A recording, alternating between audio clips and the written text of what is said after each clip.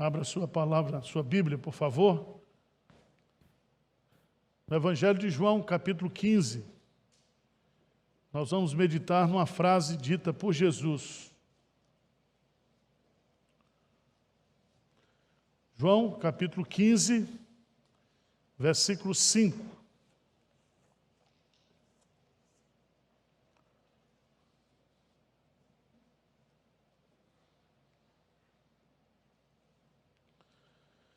João 15, 5 diz assim: Eu sou a videira, vós os ramos.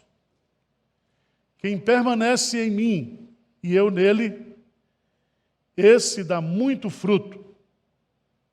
Vamos ler juntos a última palavra, frase? Porque... Pronto, o sermão vai ser só essa frase. Porque sem mim,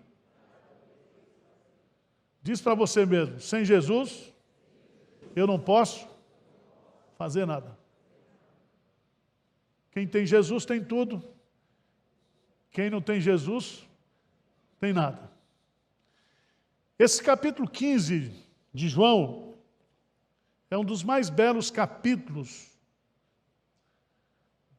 do ensinamento de Jesus Cristo. Eu creio que, juntamente com Romanos 8, esses dois capítulos nos ensinam o segredo de uma vida espiritual produtiva, crescente, vitoriosa. Esse capítulo 15 vai nos ensinar 3 doutrinas básicas do nosso relacionamento com Cristo. A primeira delas é a doutrina da união com Cristo. O que significa isso? Significa que quando eu sou convertido pelo Espírito Santo, eu estou unido a Cristo. É uma união orgânica, é uma união vital,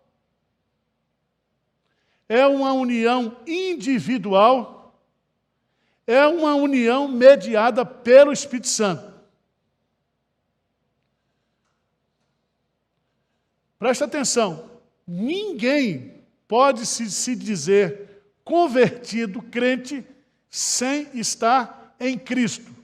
Essa expressão em Cristo é usada por Paulo 180 vezes. Uma das mais belas citações dele, ele diz assim: aquele que está em Cristo, nova criatura é. As coisas velhas se passaram, eis que tudo se fez novo. Então você é uma nova criatura, você é um regenerado, um convertido, porque você está em Cristo, unido em Cristo. Essa é uma das doutrinas fundamentais. Calvino, ao estudar aquilo que ele chama da ordem da salvação, ele diz que a primeira coisa que acontece na conversão de uma pessoa não é a conversão, não é a justificação, não é a adoção, é a união com Cristo. E Jesus vai ensinar, ele diz: eu sou a videira verdadeira e meu pai é. E ele diz: todo ramo, não é isso? Está ligado a mim. A mim. Segunda doutrina importante que esse capítulo 15 de João vai nos ensinar. Primeiro, a doutrina da união com Cristo, mas ele vai falar aqui também da comunhão com Cristo. E nesse capítulo ele vai usar o verbo permanecer 11 vezes. 11 vezes. Se você observou no versículo 5, ele diz: quem permanece em mim. Não é permanecer na igreja, não é permanecer na fé reformada, na sã doutrina, é permanecer onde? Em Cristo. Você está em Cristo e você permanece em Cristo. E esse permanecer em Cristo determina o seu relacionamento espiritual, porque quando você permanece em Cristo, você recebe a seiva espiritual para que você possa crescer, para que você possa se desenvolver espiritualmente, para que você possa sobreviver espiritualmente. terceira doutrina, que é uma lógica, um raciocínio lógico. Você está em Cristo, você permanece em Cristo, e aí ele vai dizer, e você o quê? Frutifica em Cristo. Ou seja, toda a sua produtividade espiritual, ela acontece porque você está em Cristo. Preste atenção. Uma máquina, ela pode fazer uma obra. Pode fazer. As máquinas, elas são fabricadas para produzir. Mas o que Cristo está falando aqui é de vida. Ele não está falando de obra. Ele está falando de crescimento. Uma máquina não pode produzir crescimento. Deu para entender ou não? Você tem uma máquina que produz microfone, só vai produzir microfone desse tamanho. A máquina, ela produz uma obra, um produto manufaturado. Mas ela não produz o quê?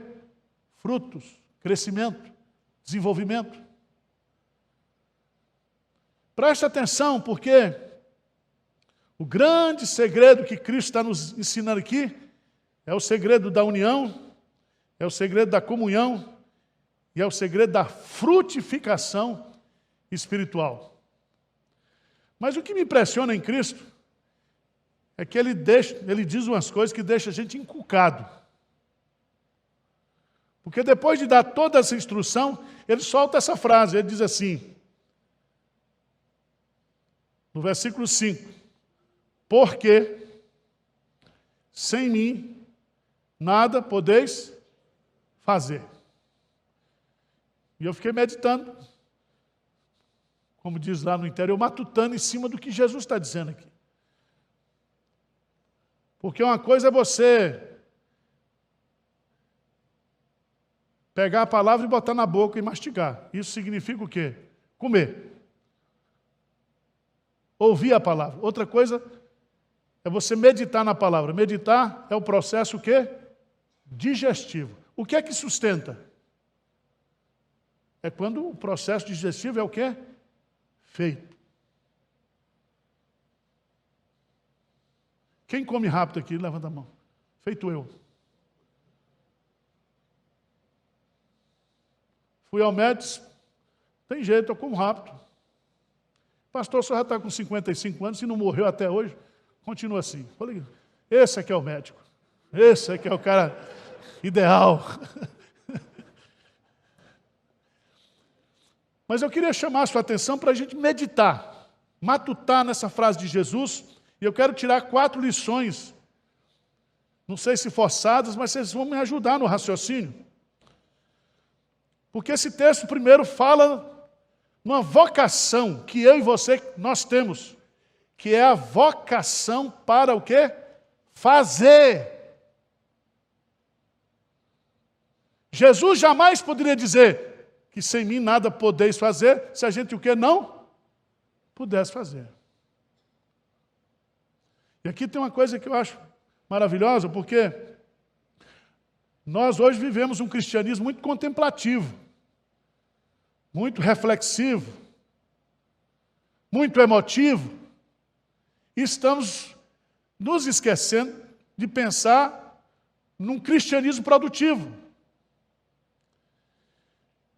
Veja, no capítulo 15, versículo 16, aí mesmo, no capítulo, não fostes vós que me escolhestes o quê? A mim. Pelo contrário, eu vos escolhi a vós outros e vos designei para que vades e deis o quê? Então, não fui eu que escolhi ser crente, foi Cristo que me escolheu, Ele me escolheu, eu sou eleito dEle. Ele me uniu a Ele, eu permaneço nele, e Ele diz, agora você vai, o quê? Produzir. Vai produzir. Então, esse crente moderninho que tem hoje aí, que é crente de vídeo, assiste tudo. Você que está me assistindo aí, Crente sem vergonha, que fica em casa. Agora não me assiste, porque está me assistindo. Depois assiste Hernandes. Depois assiste Augusto de Codemo, Paulo Júnior, não sei o quê. E não faz nada, cara. Você é o crente online. Ah, pastor, agora eu sou crente online. Tudo bem. Tem um céu online e tem um inferno online também. Depois você vai escolher para onde é que você vai. Nós fomos chamados para o quê? Produzir. Vamos pegar um texto. Mateus capítulo 25. Jesus pregando o sermão profético.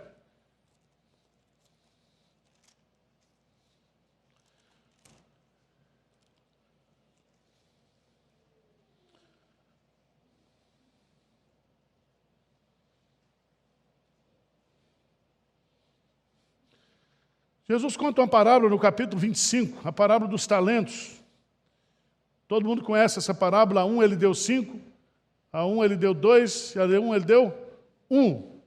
O que deu 5 multiplicou, ganhou mais 5, tinha 2 mais 2, e o que teve 1 fez o quê? Enterrou. Enterrou. E você não pode tirar esse texto aqui do juízo final, que está falando de segunda vinda de Cristo. E todos nós iremos comparecer perante o tribunal de Cristo. Para quê? Para prestar contas. E veja, eu queria que você lesse comigo, versículo 21. 21 de Mateus 25. O que é que diz aí?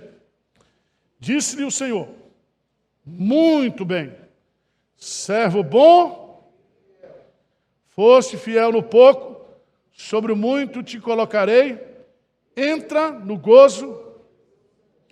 Preste atenção. Qual é o critério para ser considerado por Deus servo, que você nunca vai passar disso, bom e fiel? Hein? Preste atenção, vou repetir. Quem é o servo bom e fiel? É aquele que conhece a doutrina? É? É aquele que canta bem, que prega bem, não sei o quê? Não. Foste fiel no pouco, sobre o muito o quê? Você foi produtivo. Ser bom e fiel é ser o quê? Produtivo.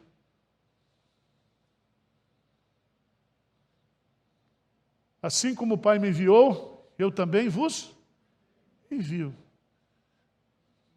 Você é um crente enviado, você é um crente missionário. Preste atenção, não compareça na presença de Deus, depois dessa vida, dizendo, Senhor, pode perguntar que eu respondo.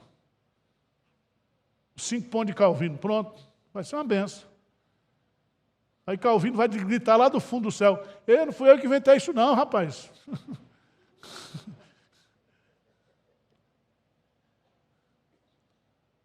Eu não estou pregando aqui ativismo. Eu estou pregando aqui o seguinte, é que nós não fomos vocacionados para serem produtivos. Tá certo? Nós temos que ser produtivos. Sem mim, nada podeis fazer. Então eu tenho aqui uma vocação. Eu fui escolhido por Deus, fui enviado por Deus, fui designado por Deus para fazer. E maldito aquele que faz a obra de Deus, o quê? Relaxadamente.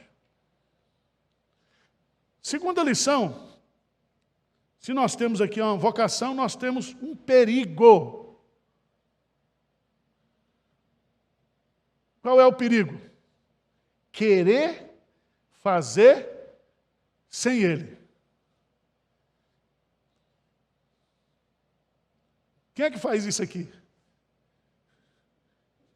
Quem está querendo fazer sem Jesus, levanta a mão. Mas vocês são muito mentirosos.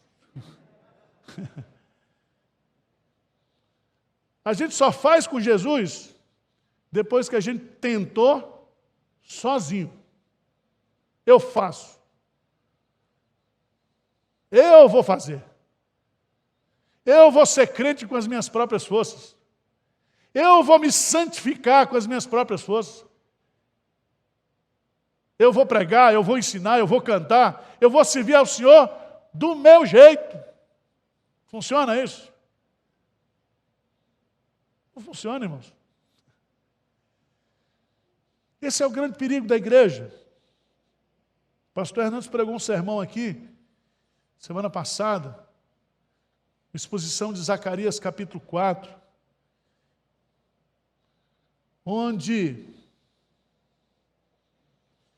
ele clamou e bradou aqui, não por força, nem por violência, mas, diz o Senhor. Abra sua Bíblia em 2 Coríntios, por favor.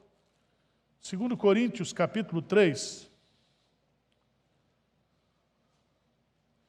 Nós poderíamos pegar todas as doutrinas bíblicas da graça de Deus, e eu perguntaria para você se você poderia fazer isso sem Jesus. 2 Coríntios, capítulo 3, quando Paulo vai fazer uma diferença entre a lei e a graça, entre o ministério da velha aliança e o ministério da nova aliança.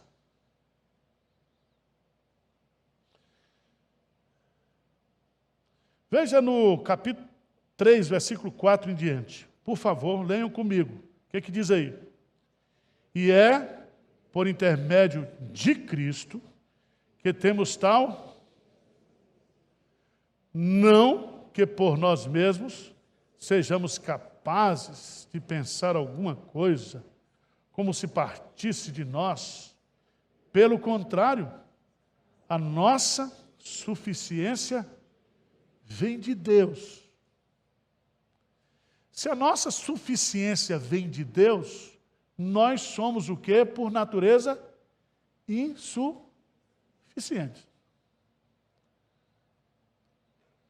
Nós não temos condições de fazer. Paulo diz assim, quem é Paulo? Quem é Apolo? Servos, por meio de quem crestes. Eu plantei, Apolo regou, mas o crescimento vem de onde? De Deus. Irmãos, o nosso trabalho, ele não é vão no Senhor.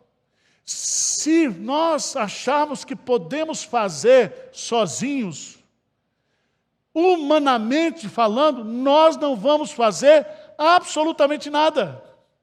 E esse é o grande perigo que nós corremos.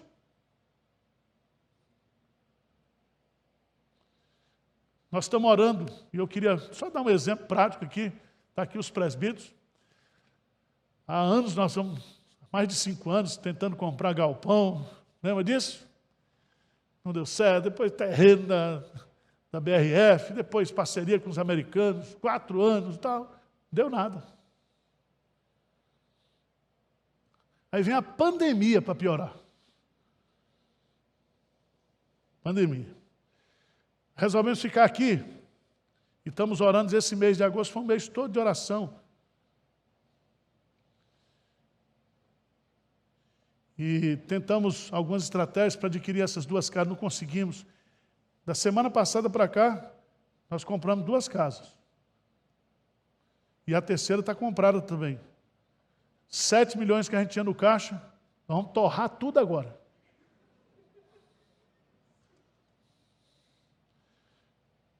Mas como é que foi que aconteceu? Naturalmente. A mulher da casa aqui do lado chegou e disse, pastor, vim aqui vender a casa. Porque não é do nosso jeito, entendeu? Não é com a minha sabedoria, com a minha capacidade, não é. Confia no Senhor em todos os teus caminhos. Reconhece-o em todos os teus caminhos e Ele o quê? Endireitará as tuas veredas. Nós não podemos fazer nada, irmãos. Nós não podemos dar um passo de fé. Nós não podemos produzir 1 miligrama de santificação em nós. Ainda que eu tente, eu não consigo. Porque sem mim, Está dando para acompanhar o raciocínio? Sem mim. Aí você vai voltar para casa hoje. Sem mim nada podeis fazer. Aí fala para o seu marido, marido, sem mim nada podeis fazer. Não fala não. Sem Jesus nós não podemos fazer nada. Nós temos uma vocação para fazer, nós temos um perigo a enfrentar, que é querer fazer sem Ele. E querer fazer sem Ele é querer fazer do nosso jeito, não do jeito dele, não do jeito da palavra dele. Por isso que ele diz assim, se vocês permanecerem em mim e a minha palavra permanecer em vocês, pedireis o que quiserdes e vos será feito.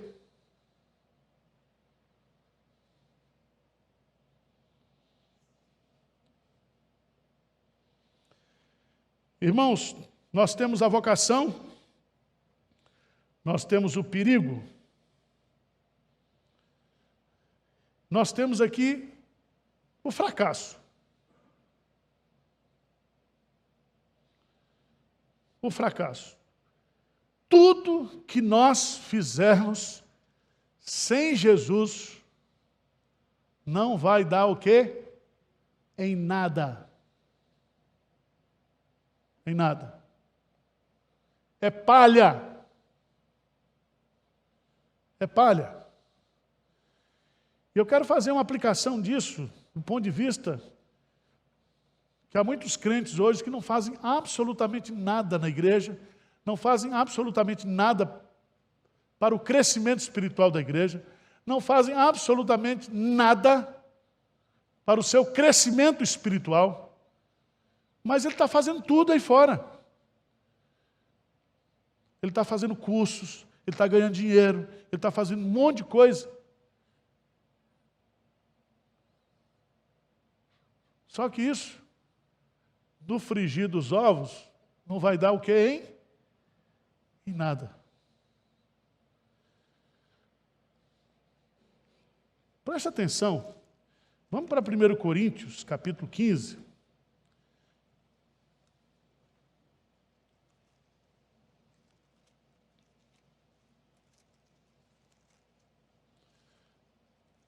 Paulo fala da ressurreição, versículo 57, no capítulo 15, ele diz, graças a Deus que nos dá a vitória por intermédio de nosso Senhor Jesus Cristo. Olha que tudo é Jesus. Através de Jesus, é porque nós estamos unidos a Jesus, é porque nós temos comunhão com Jesus, é que nós somos produtores vitoriosos, crescentes, de sucesso. Mas veja o que ele vai dizer aqui. Portanto, meus irmãos, portanto é uma conclusiva, portanto, ele está falando para os irmãos, meus amados irmãos, sede firmes, inabaláveis e sempre abundantes na obra do Senhor, sabendo que no Senhor o vosso trabalho não é vão. Irmãos, tudo que nós fizermos no Senhor e para o Senhor tem consequências o quê? Eternas. É sucesso. Lembra de Maria, quando ela quebrou o vaso de alabastro e ungiu a Jesus? E Jesus disse para aqueles que estavam presentes que onde o evangelho fosse pregado, aquela história seria contada para a memória o quê? Eterna. Salomão fez muito. Muito. Em todas as áreas da vida. E ele termina a vida dizendo, tudo é o quê? Vaidade. Vaidade. O homem rico, avarento, ele empreendeu, Deus o abençoou. Ele destruiu os armazéns, construiu outros armazéns, estocou o máximo que ele pôde e disse para a sua alma, minha alma, coma, beba, regala-te, porque tudo aqui está entesourado para você curtir, para você desfrutar. E Jesus termina a parábola dizendo: louco, essa noite pedirão a tua alma. E o que tens reservado, para quem será? E ele termina dizendo que nós devemos ser ricos para com Deus. Preste atenção. Se você entrar no site aí, você vai encontrar um investimento chamado Tesouro Selic. Quem tem dinheiro aplicado nesse negócio aqui? Levanta a mão. Está tudo da XP, né? Tesouro direto dessa ali, todo mundo botando dinheiro lá. Eu entrei lá, botei 2.000 para receber no dia 2020 e tanto, 30 e tanto, não sei o quê. É só para comprar o caixão, tá? Mas, irmãos, Jesus diz que nós não podemos servir a dois senhores, que nós devemos ajuntar tesouros onde? Presta atenção, a nossa produtividade aqui na terra é para gerar tesouros o quê? Eternos.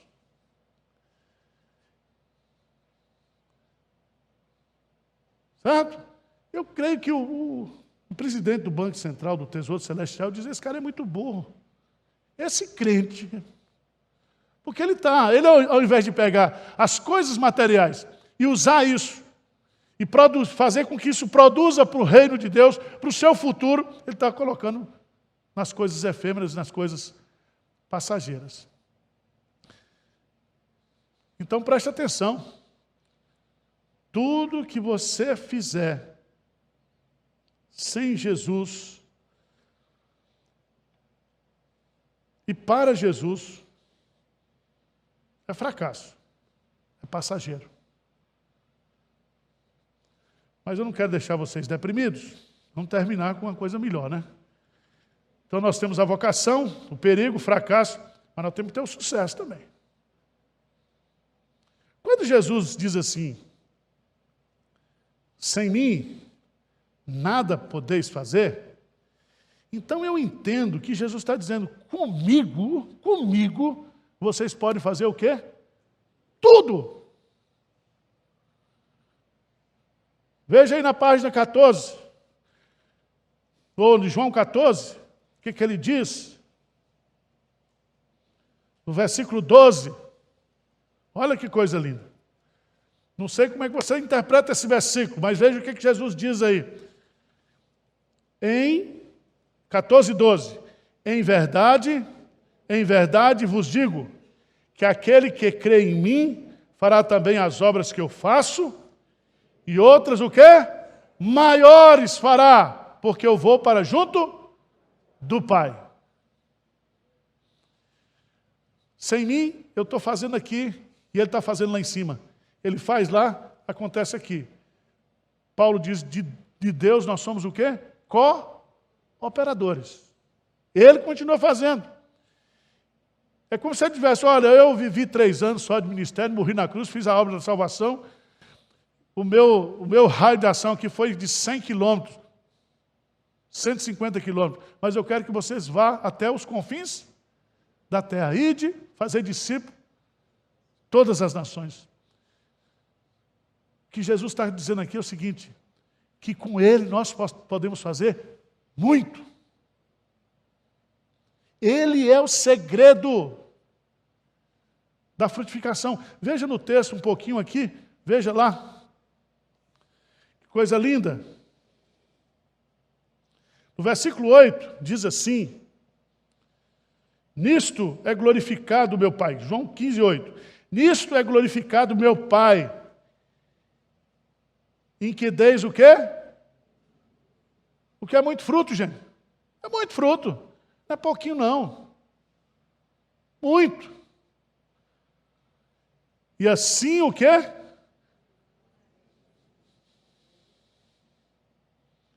Irmãos, que coisa linda.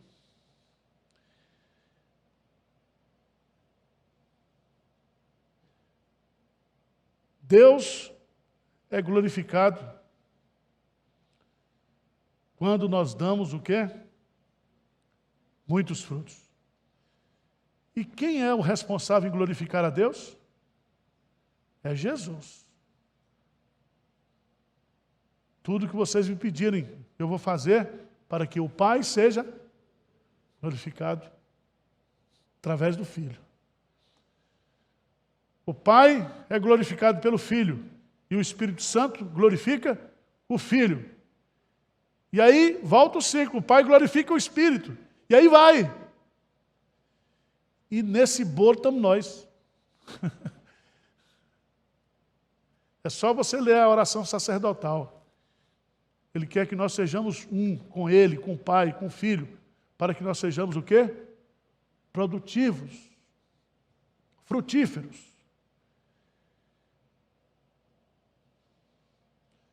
E meus amados irmãos, eu quero terminar essa meditação chamando a sua preciosa atenção para o fato de que a verdadeira felicidade do crente está no fato de nós sermos produtivos, frutíferos. Crente que não é frutífero, você olha para ele, ele morreu, esqueceu de cair. Crente que não é frutífero, não incomoda. Veja que coisa linda. No versículo 11 ele vai dizer assim: tenho-vos dito essas coisas, para que o meu gozo esteja em vós, e o vosso gozo seja o quê? Completo. Irmãos, não há como experimentar esse gozo completo que Jesus está falando, se nós não estivermos unidos, se nós não permanecermos nele, e se nós não sermos o quê? Frutíferos. Não tem como.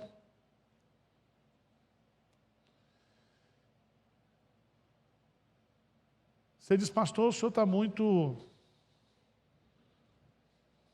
assim, proativo. Não, eu queria que você ficasse de pé e abrisse a Bíblia.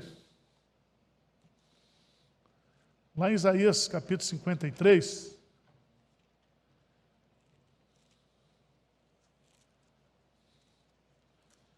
capítulo lá da obra de Cristo, expiatória de Cristo.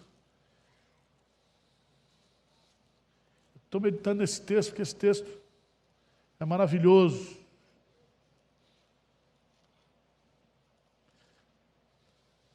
Veja como Deus é um empreendedor de sucesso. E a obra da salvação é um empreendimento de sucesso. Veja o que Jesus diz aí.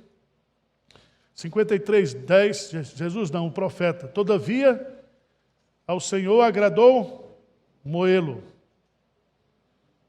Então, Deus é o autor da expiação, da salvação. Ele não somente levou sobre si as nossas dores, mas ele recebeu sobre si a espada da justiça de Deus, a ira de Deus sobre ele. Deus moeu, fazendo enfermar. Quando der ele a sua alma como oferta pelo pecado, verá a sua o quê? Posteridade. Que posteridade é essa? É só ler Apocalipse capítulo 5. Gente de toda tribo, língua e nação. Ele fez uma obra para ter o quê? Grandes resultados. E aí diz o texto, né? Verá sua posteridade e prolongará os seus dias, e a vontade do Senhor prosperará nas suas mãos. Veja que a vontade do Senhor é prosperidade espiritual. Ele verá o fruto do penoso trabalho da sua alma e ficará satisfeito. Irmãos, o desafio para você hoje é pensar nisso. Sem Jesus, não podemos fazer nada. Mas com Jesus, nós podemos fazer o quê? Tudo. Amém? Então, deixa de ficar aí desanimado, tá certo? Vai passar essa pandemia, vamos voltar a trabalhar, a congregar, a produzir, a sonhar. Aí vai vir outra pandemia, aí vai vir outra. É assim mesmo, até morrer. Tá bom? Senhor Deus, nós estamos diante do Senhor. Anima o nosso coração nesta manhã. Tira toda tristeza. Tira todo espírito de fracasso, de improdutividade. Coloca esperança. Coloca, ó Deus, visão. Coloca em nós a certeza de que o Senhor está conosco. E que com o Senhor, grandes coisas poderão acontecer. Ajuda-nos, dá-nos um coração humilde, coração dependente, coração quebrantado diante do Senhor. Nós oramos em nome de Jesus. Amém.